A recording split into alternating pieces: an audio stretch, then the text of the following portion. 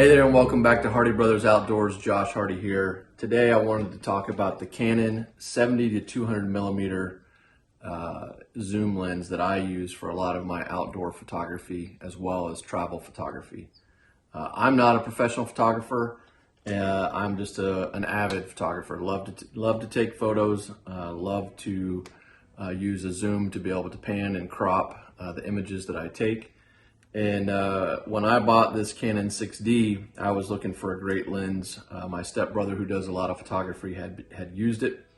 And this does a great job with image stabilization. And I found that my pictures are pretty amazing. And when it stops down to 2.8, you got great background blur. Now, from a wildlife perspective, I have found that in good lighting, I like to add this 2x extender. So this is the Canon Extender EF 2x, and it's the third edition of it. So by doing this, I can go extend this out to 140 to 200. 140 to 400. Now it does impact the low end of the stops. Once you put the extender on. So I'm going to show some photos that I've taken with this. Highly recommend it.